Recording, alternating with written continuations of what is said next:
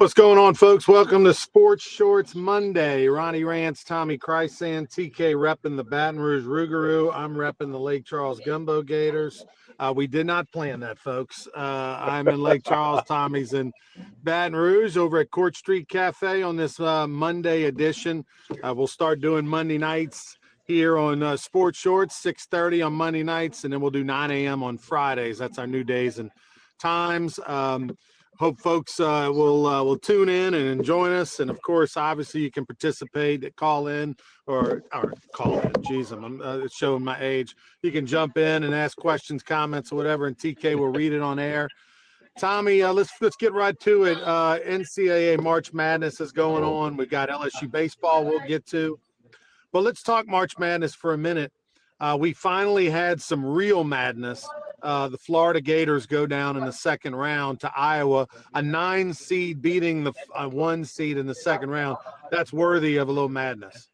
Yeah, that's madness. That's what you knew was going to happen. You just didn't know where in the bracket it was going to happen. Kentucky going down with their biggest loss in tournament history. Revealed today they spent $22 million on their roster, $22 million, and got clobbered in the second round. So a lot of chalk has moved forward. A lot of the favorites, but not all, such as Florida, who was a 1 seed, going down. So we'll have to see how the rest of it goes. The men will resume this coming weekend, and it's an interesting tournament, but there's more surprises to come. The tournament. Well, I guess technically a 9 beating a 1 is the biggest upset, right? Because a 12 beat a 5. 11 beat a 6. So that's the biggest. That's the biggest spread. You had a 6 and a 7 spread, but the 8 being the biggest. Your pool, your 4 people. Who are they? I had Florida in the finals, so that hurt. But I'm ahead of Hunter McCann as we speak. But if he does good the rest of the way, then he's going to pass me just because of maximum possible points. But and he studied it more than I did. I kind of had a halfway guess, but I got Arizona winning it all, and they're still alive. So we'll have to see. I need a couple of Hunter's big names to get on the side. But as of today, I'm beating Hunter McCann, the WBRZ Sports Shorts Radio bet guy. By the way, I have Iowa State winning it all. So obviously the Kentucky win was a good one. All right, so let's talk a little LSU baseball. It is. Do we have to? I've had a lot of people. I know. I've had a lot of people ask me, Tommy, is it time to hit the panic button? And yeah, you should have mashed that thing a couple weeks ago. When they were 8-0 and they lost to McNeese, it was like, okay, well, it's baseball. These things happen, and that's true. These things do happen. It's baseball. There's been plenty of examples of LSU losing games, even last year and many, many years. You lose a game. But then when they rolled that into Dartmouth and Northeastern, and then it just kept going, Sacramento State and Vandy and et cetera, it's now a thing. Like, this is a real panic moment, TK. Yeah, it really is. And Ronnie, I'm going to use your term. I've been using it. I got some of my friends using it. Coin flip. That's what you get with LSU. I don't care if you're talking about at the plate. I don't care if you're talking about on the mound. I don't care if you're talking about defense. You're talking about base running. I mean, it's a coin flip. You might get something really good that you like, but you might not. And then, there's just too many times that the guys out the bullpen have not done the job. Sometimes they have. But after being 8-0, this team since then, Ronnie, is 8-9. 8-9. Now they're 2-4 in the SEC, okay? And they're 2 games out of first place but you got 7 teams at 4-2 and a handful at 3-3. It's kind of like that golf tournament. If you're 4 shots back, but there's 12 golfers between you and the top, they're not all going to back up. So somebody in the SEC that's 4-2 or 3-3 is going to back up a little bit because there's been a lot of parity early on, but not a whole lot of people. So LSU can't worry about that. They got a good Kentucky team who's ranked. By the way, LSU's not ranked again, obviously. Kentucky's ranked, and they're coming in here this weekend. And a big game tomorrow night against Louisiana Tech. You'll be on the call for that one. And Tech's 15-10, 4-2 in Conference USA play. So LSU, the work is in front of them. It's cut out what they got to do. And, it's not going to be easy. We know about the SEC grind. And, Kentucky is, considered to be pretty darn good. I mean, they're ranked. So, full transparency, Casey McKenzie and I have a little gentleman's wager.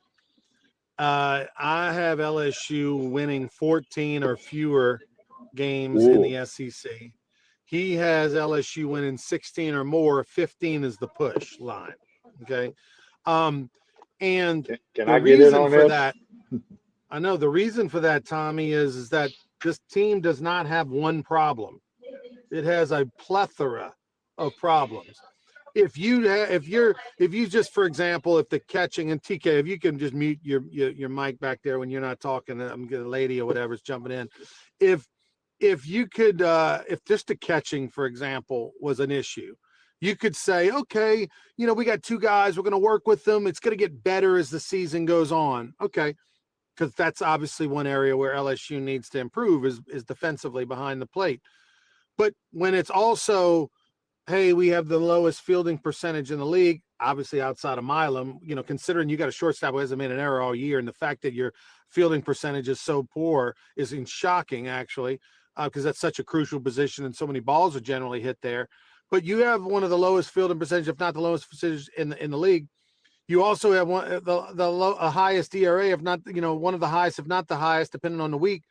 I mean, they improved a lot this past week. They had a 2.3 ERA for the weekend, so that'll help them move up. But your offense then, okay, great. We pitch it, but then we decide not to hit. You had 4 hits or something on Sunday. So they have so many things wrong and so many things they have to improve on.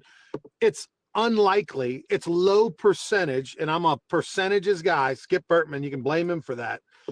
It's low percentage that you're all of a sudden going to improve in 3 and 4 categories, and all these things you're doing so poorly in against bad competition and weak competition, even before the league play, and now ratcheting up in competition.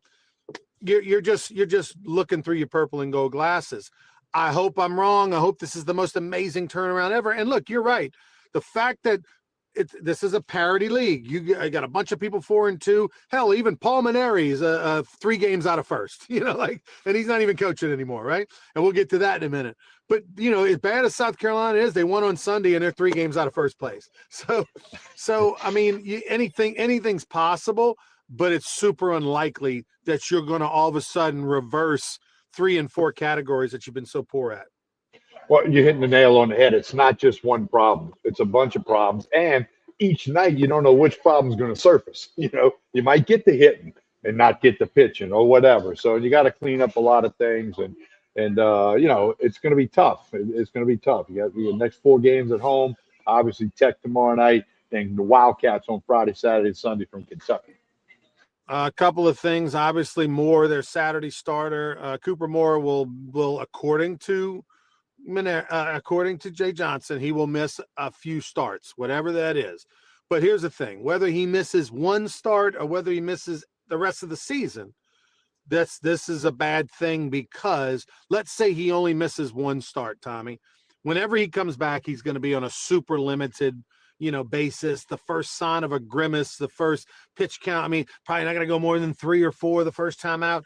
This is going to set LSU back. They do not have tremendous depth on the mound. I feel like they've made some positive steps with a couple of guys out of that bullpen, but they don't have enough consistency and enough depth to overcome one of their top 3 pitchers being out for any extended period of time. Well, my guess is Schmidt maybe moves to Saturday, and then you kind of Zach Cowan, Guidry maybe. You almost got to go Johnny Holstaff on Sunday, and because typically on Sunday the SEC scores more runs, because there's a reason guys wait till Sunday and don't throw Friday, Saturday. Not all the time, but that's typically what happens. So we'll leave that up to Jay Johnson and Nate Yeske, how they're going to make that adjustment. They've got to address it. And then, of course, tomorrow night, you don't want to empty the bullpen, albeit on a Tuesday, against Louisiana Tech, who's a decent. I think, Tommy, that you will definitely, if it's either going to be Cowan or Guidry out, to start on Sunday, whoever you don't use, right? I mean, if you don't use Cowan, excuse me, use them, start them on Sunday. If you use them, start Guidry. I would go in that order, just based on who's hot. Cowan's thrown well the last couple times out.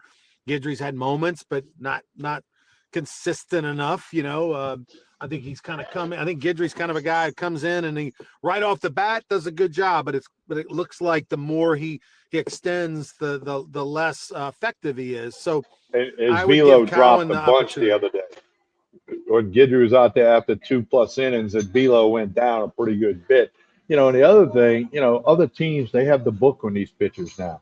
They have the book on the hitters, and that's playing into this as well because all teams got good coaching staffs. They got guys that know what they're doing, and they can figure out a plan of attack or a plan of approach or how to get guys out. Don't let Jake Brown beat you, but everybody else in the lineup, you can get them out.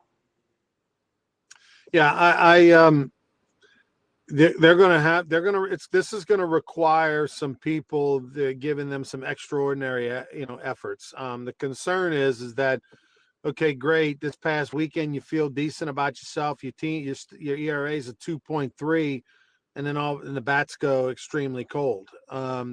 And it's like a football team. In one game you score a lot of points, defense gives up more. One day defense is great, don't score enough. It's kind of like what LSU is right now. You pitch, but you don't hit, or you hit, you don't pitch, or maybe the field didn't let you down. So they've got Kentucky this weekend. Look, none of them are easy. I mean, I think outside of South Carolina in May, that's really the only series where you can go, okay, we got that one. And then the question becomes, can you sweep South Carolina? Because you'd feel bad if you only beat them 2 out of 3. Speaking of South Carolina, Paul Mainieri, I don't know if he's back home as we speak, but Paul Mainieri let go Saturday morning just before noon. We were on air on Sports Church Radio when the news broke around 11:50 a.m. Not a surprise at all that he was fired, and I thought he wasn't going to make the season. When February 28th, I saw 20 protesters outside the stadium with "Fire Paul Mainieri" signs. I've never seen anything like that in my life in college baseball. And it's not deserved, but the fact that happened, and then the attendance has been abysmal this year and less interest. And then they got beat 22-6 in 7 innings on Friday night. I kind of thought, okay, one time when I saw the score 17-0 against Arkansas on Friday night at home, I was like, okay, well, he's going to get let go on Monday. They didn't even wait till Monday to let him go on Saturday. I feel bad for him because this will taint his legacy a little bit, but at the same time, I would have done the same thing because he's getting paid $5.2 million to taint his legacy. Well, he was 6-28 in SEC play at Carolina, and of course, his opening press conference resurfaced where he said, "We're not that far away. A couple of pieces to the puzzle. The university's made the commitment to the portal and the NIL. We can get there." Well, 6-28 is not getting there, and I don't even know who the 6 wins were against. And he might not either. But no, when I saw us 22-6, I'm like you. Monday's not going to be a fun day for Mainieri. Turned out Saturday morning was not a fun day, and he wore it. He said he takes full responsibility, and right now it's better that somebody else takes over that program. He'll be back at the U Club playing golf in Baton Rouge before long. Yeah, we got a Louisiana Sports Hall of Fame golf tournament in May. I'll probably wait a week and then I'll hit him up. Hey, come join us, Coach. Look, at the end of the day, tell him you'll put him on my team. He'll be all right. Yeah, I mean, at the end of the day, Tommy, look, no one wants to be fired. I'm this is the only time in his whole coaching career that he had back-to-back years like this. I mean, the guy's been a great coach everywhere he's been. He's won everywhere he's been. That part I feel bad for him about, but I go back to the debate we had on the radio show the other day on the Sports Short Saturday mornings, 10 to noon, and that is if he'd have known ahead of time, if they'd have told Paul Mainieri, you're going to go to South Carolina, you're going to get fired halfway through your second year, here's $5.2 million, would he have taken it? Absolutely.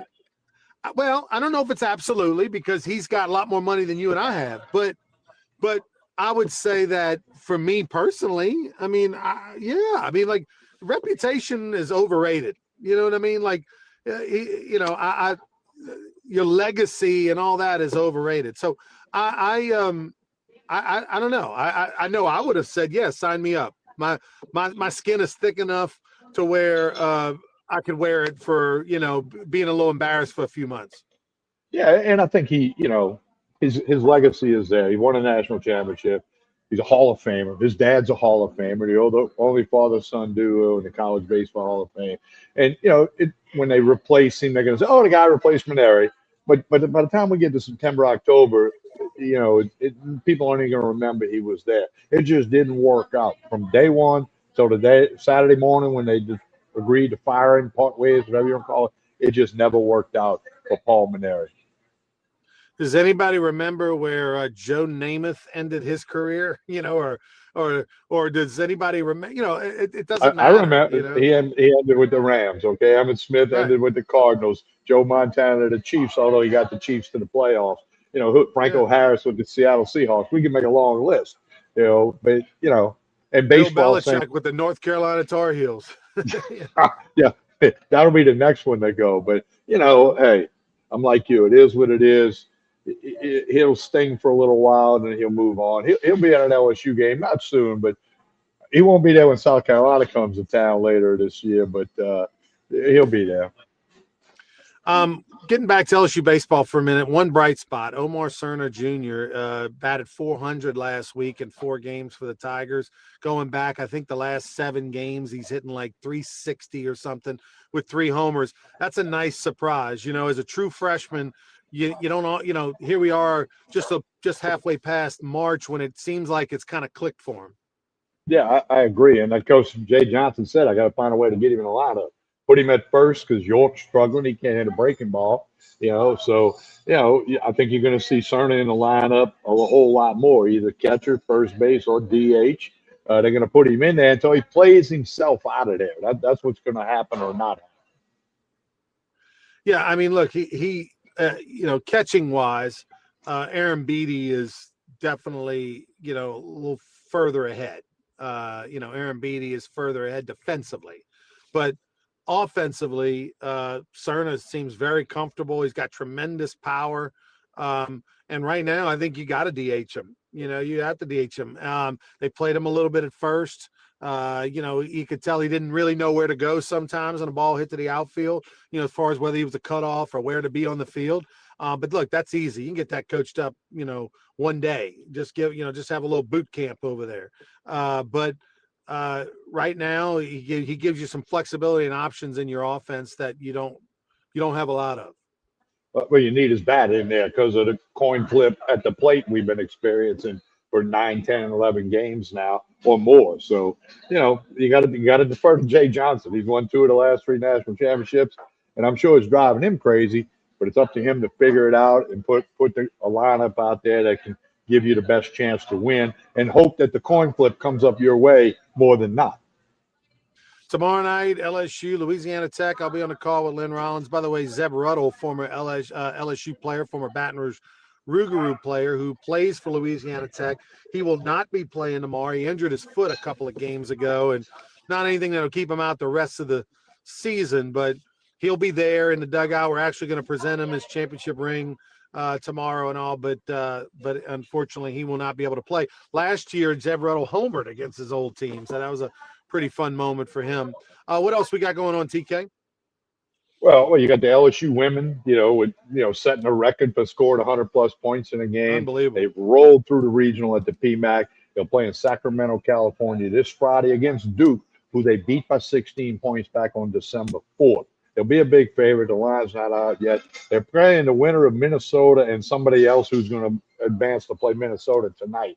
So we'll know the possibilities tomorrow for that. So big turnout and a great weekend for LSU women's basketball, Kim Mulkey, et cetera, as they just pummeled Texas Tech. They were 26-point favorites at tip-off, and they won by 54, was it, or something like that. I mean, they won 2 games by over 50 points in a regional, which UConn's women blew out Syracuse today by like 80 points. So we're seeing a lot of that, but we'll see. Sweet 16 for Kim Mulkey. Friday, I don't know a time yet. That'll all get announced late tonight or early tomorrow. Flage Johnson with her last game ever. Everybody had the number 4s up and what they gave out. It's very emotional coming off the court. Really nice moment. What her career just speaks for a 4-year career, number 4. I mean, it was all Lane Kiffin in the house. signing her jersey and all, getting her autograph, all that stuff.